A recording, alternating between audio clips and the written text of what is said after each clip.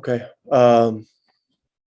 As you may have heard or seen on social media, there's been a trade that's been agreed to in principle between us and the Cavs that would send Caris LeVert to the Cavs, and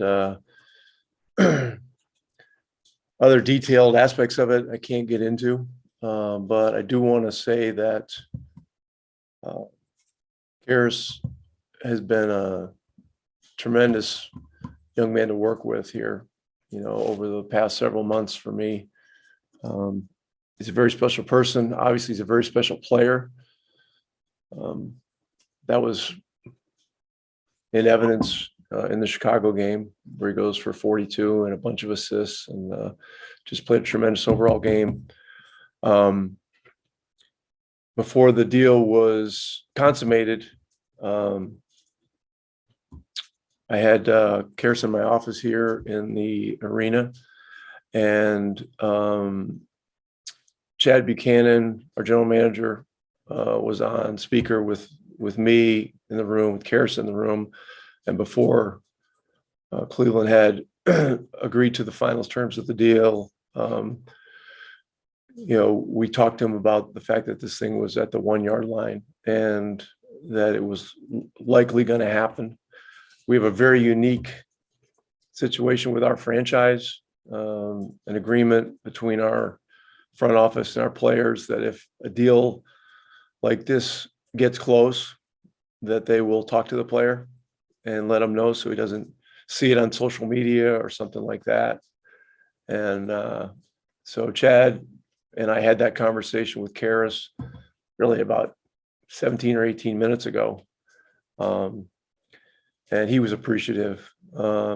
He's first class human being, first class professional, tremendous player, and a guy that I'm gonna miss working with every day. And so this is tough, but this is one of the tough things about this business. Change can be dynamic and it can be sudden, and it can bring some pause in terms of the emotions, about how you feel about people and so forth. But I obviously wish him the best. Cleveland's in a great position. They're a game and a half or something like that out of first in the Eastern Conference, and adding a guy like Caris LeVert could very well push them to the top. And so, we wish him well here. And then, from here, we're putting together a path forward that is going to be a little bit different, obviously, after today and tonight. So excited for him. And that's kind of where we are. That you guys talk about Caris's character, everything he's been through. So, obviously, he's no longer be with the team, but to see him get back to that level that he was at, how gratifying was that for you? Just that's helped him do that. Caris LeVert is a dynamic player. I mean, early in the year, he had the fracture in his vertebrae. It kept him out for several weeks. He began to play. He played hurt for a period of time. Missed a few games here and there. Finally got a scan that showed that things were really, that he was really out of the woods with it. And then from there, he's missed a game or two, interspersed, but he's been a consistent player, producer. Loves to play the game, plays with joy, passion, all that stuff, enthusiasm. His teammates love him. And so, Cleveland has picked up a heck of a player. Simple as that. As you know, historically, this is not something the Pacers do. I don't think that as an organization, you guys have drafted inside the top 10 since something like some outrageous number like 1991. But as you mentioned, now you're gonna go down somewhat of a different path. How long as an organization did it take you guys to make this decision and what went into it to go down this separate path? Yeah, that's not a question that I can answer. That's more of a, Kevin, Pritchard, Chad Buchanan question. Yeah, my job is to, get this team prepared to play a game tonight. And certainly as a head coach, you deal with trades when they happen.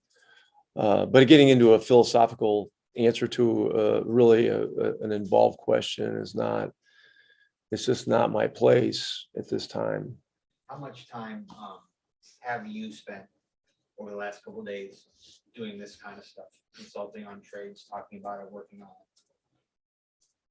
You specifically, I know the other GM, and of course they're doing that, but how much time did you spend with it? Yeah, I'm working on coaching the team. Coming into tonight, there was a chance yesterday that Malcolm Brogdon could play tonight. He's not going to play. So, there were a range of scenarios. We didn't know if Sabonis was going to be available tonight. We've got a guy, Reggie Perry, that was signed on a hardship deal that who coming into this as of today's meeting was going to be inactive because Domas is back.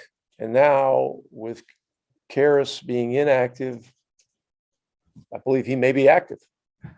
So there's a lot of stuff sliding around day to day, that the coach deals with. But you're asking a lot of, philosophical questions about, the thinking and all that kind of stuff. And, that's really not my territory at this moment. The Rich, I'll ask, because it's the job. Gonna try one more time? Absolutely. Okay, fire away. Yeah. Do you expect any more dominoes to follow this week In the entire league? with the Indiana Pacers? Oh, it's hard to say. It's hard to say. What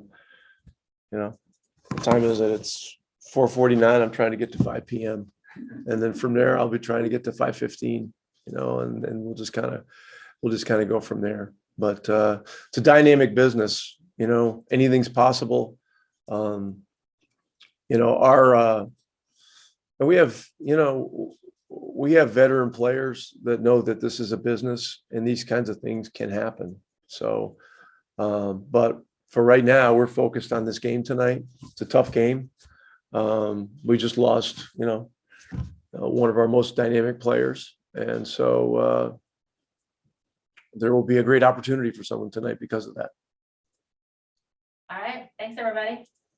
We're just heads up, we're gonna do it one-on-one with our TV right now.